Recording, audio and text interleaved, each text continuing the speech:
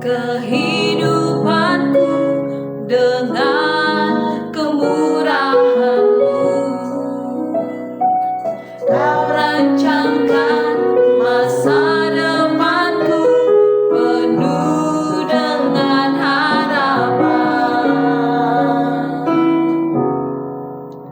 Aku ada saat ini, semuanya karena kasih-Mu.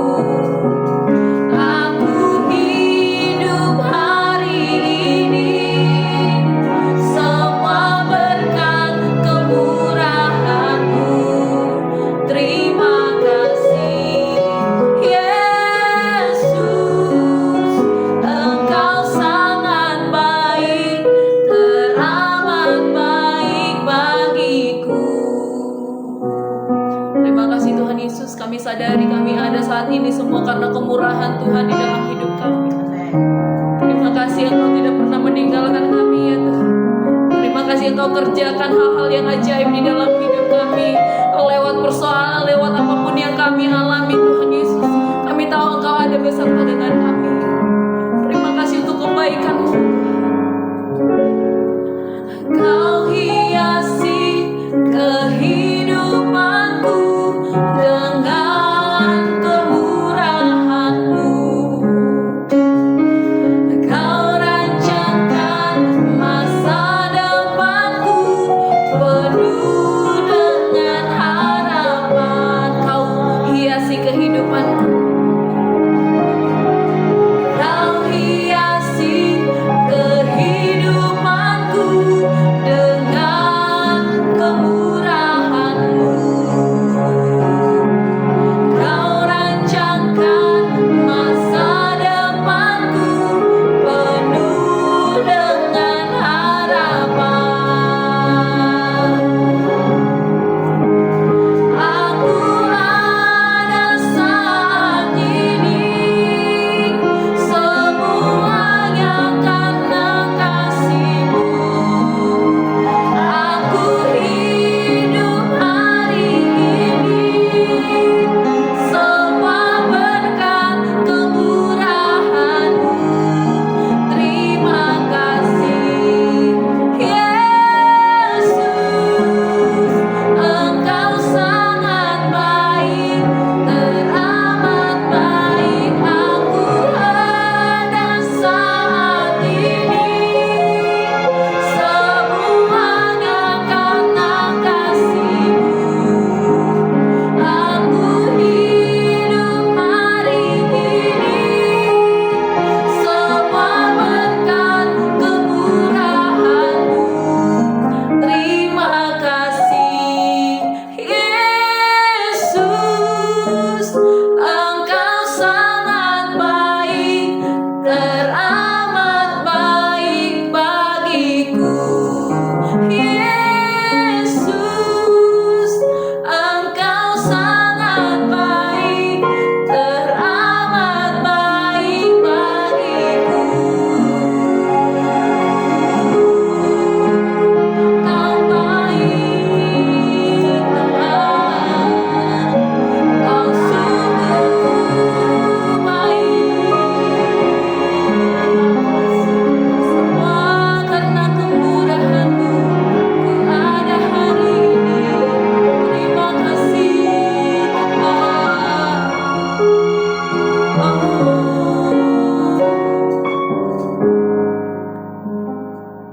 Kami sadari Tuhan kami ada sampai hari ini bukan karena kekuatan kami, bukan karena kehebatan kami, tapi semua oleh karena kemurahan Tuhan di dalam hidup kami.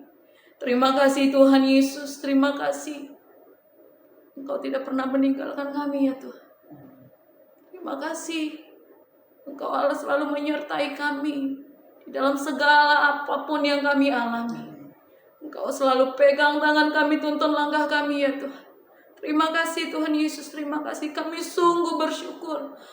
Tak bosan-bosan henti-hentinya kami mengucap syukur kepada Tuhan.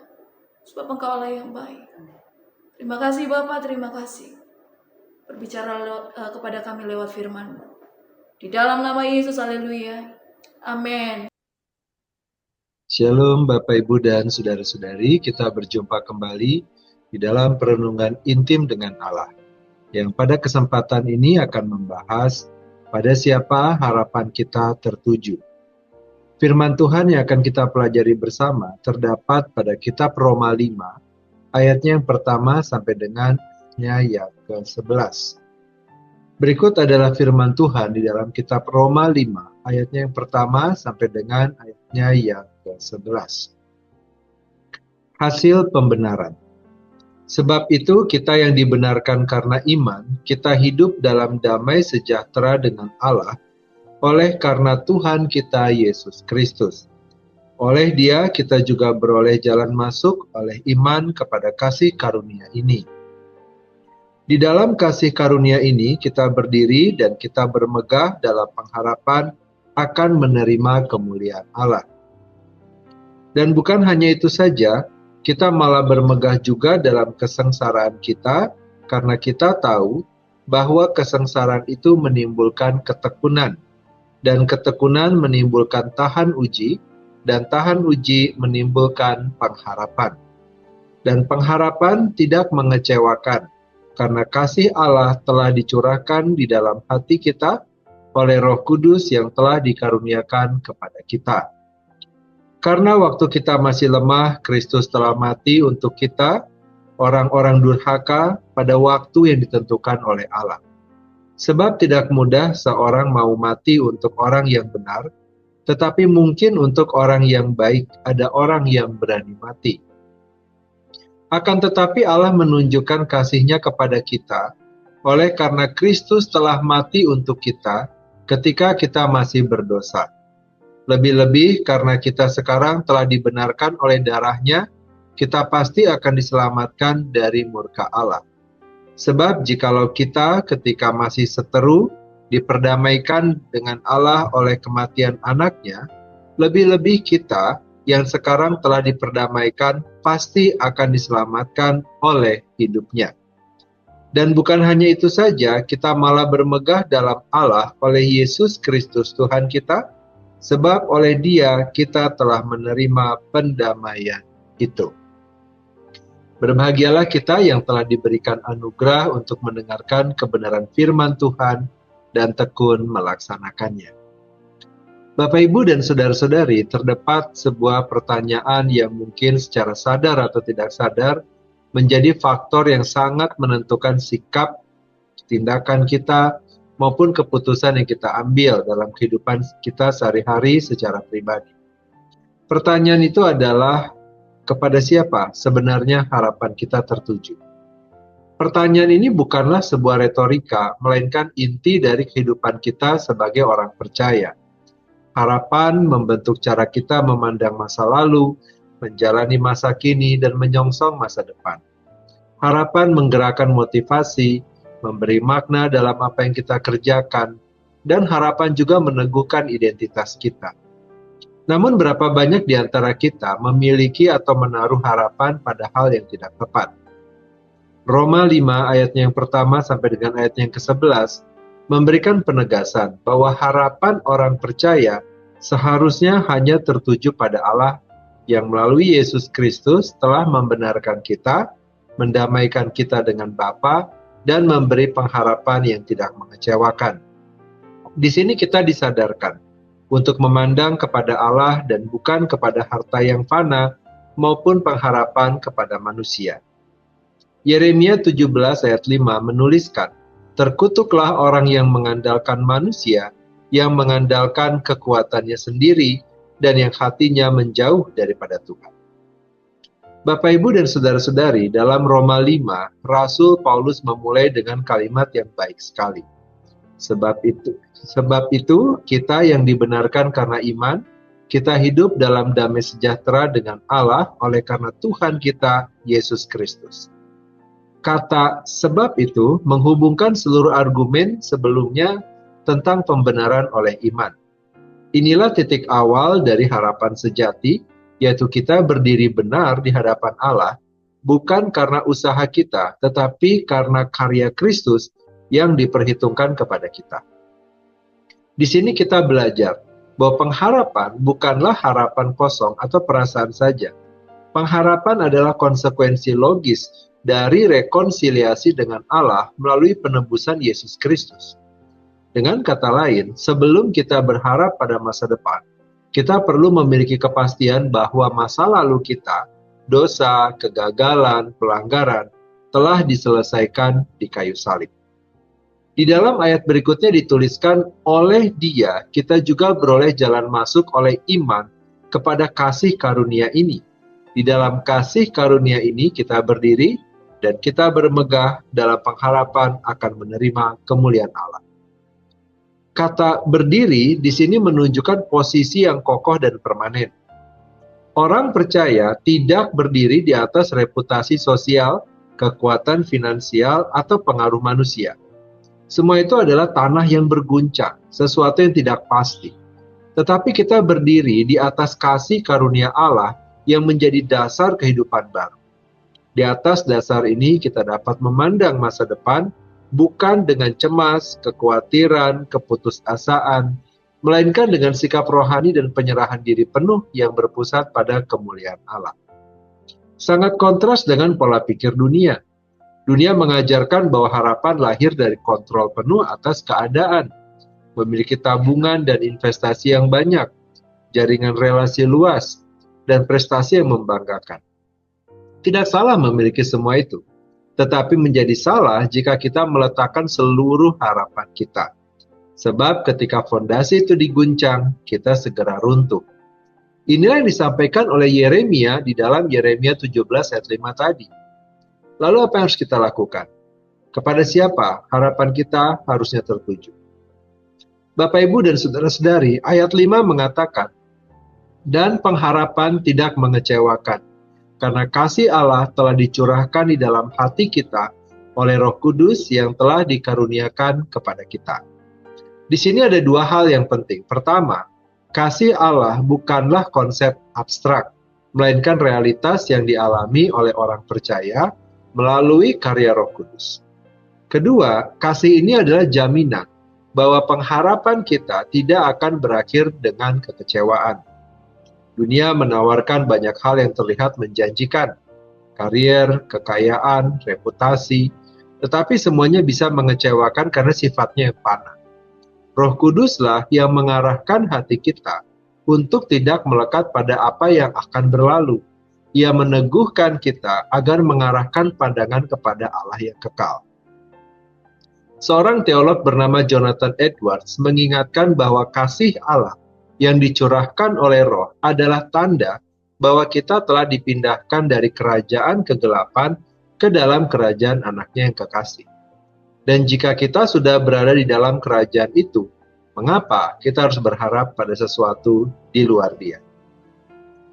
Ayat 6 dan sampai dengan ayat 8 mengatakan bahwa Kristus mati untuk kita ketika kita masih lemah, fasik, berdosa, bahkan seteru Allah. Ini adalah bukti tertinggi kasih Allah. Harapan kita tidak bertumpu pada kemampuan kita mengasihi Allah, melainkan pada kenyataan bahwa Allah telah lebih dahulu mengasihi kita dan membuktikannya di salib. Disinilah kita menemukan pijakan yang kokoh. Jika masa lalu kita telah diampuni oleh kematian Kristus, jika masa kini kita dipelihara oleh kasih karunia-Nya, dan jika masa depan kita dijamin oleh kebangkitan-Nya, maka kita tidak memiliki alasan untuk berpaling kepada hal-hal fana, menggantungkan harapan pada harta, jabatan, atau pengaruh manusia, hanyalah menukar kemuliaan yang kekal dengan hal yang sementara. Bapak, Ibu, dan saudara-saudari, Roma 5 ayat 1-11 menegaskan bahwa harapan sejati bukanlah sekedar sikap optimis, melainkan respons iman terhadap karya penebusan Allah dalam Kristus. Harapan ini mengikat seluruh hidup kita kepada Dia yang berdaulat atas segala sesuatu. Maka ketika dunia memikat kita untuk berharap pada dunia yang fana, entah harta, manusia, atau sistem dunia, kita diingatkan oleh firman-Nya di dalam Yeremia 17 ayat 5. Berkutuklah orang yang mengandalkan manusia, yang mengandalkan kekuatannya sendiri, dan yang hatinya menjauh daripada Tuhan. Bukan berarti kita menolak segala sesuatu bentuk usaha manusia atau mengabaikan dunia ini. Tetapi kita menempatkan semuanya pada posisi yang benar.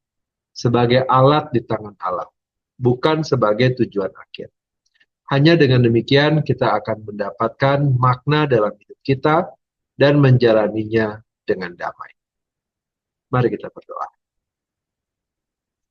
Bapa yang baik, kami berterima kasih dan bersyukur untuk firman Tuhan dan juga untuk renungan yang telah kami dengar pada hari ini, yang kembali mengingatkan kami bahwa melalui karya penebusan Yesus Kristus, Engkau telah membenarkan kami, mendamaikan kami dengan diri-Mu, dan memberikan pengharapan yang tidak mengecewakan. Ampunilah kami ya Tuhan jika seringkali harapan kami justru tertuju pada hal-hal yang fana, pada harta, jabatan, pengaruh manusia, atau kekuatan kami sendiri. Hari ini kami mau kembali meneguhkan hati untuk hanya berharap kepadamu, Allah yang kekal, dasar yang tidak tergoyahkan.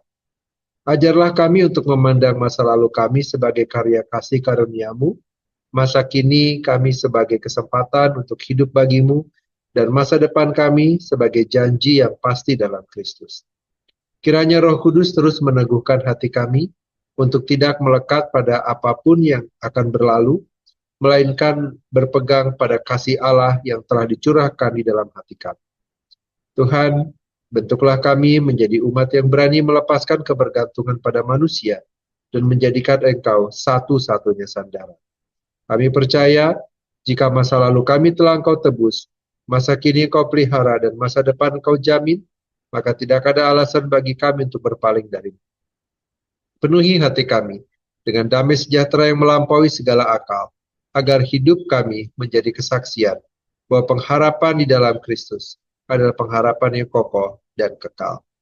Terima kasih Tuhan, kini kami kembali memohonkan kepada Tuhan. Kiranya segala kebaikan dari Allah Bapa, cinta kasih dari Tuhan Yesus Kristus, serta persekutuan dengan Allah Roh Kudus menyertai kami, sampai kedatangan Tuhan yang kedua kali menjemput setiap kami yang percaya. Terima kasih Bapa, dalam nama Tuhan Yesus kami berdoa. Amin. Demikianlah pembacaan firman Tuhan dan perenungan intim dengan Allah pada kesempatan ini. Sampai bertemu kembali dalam perenungan intim dengan Allah berikutnya. Tuhan Yesus memberkati.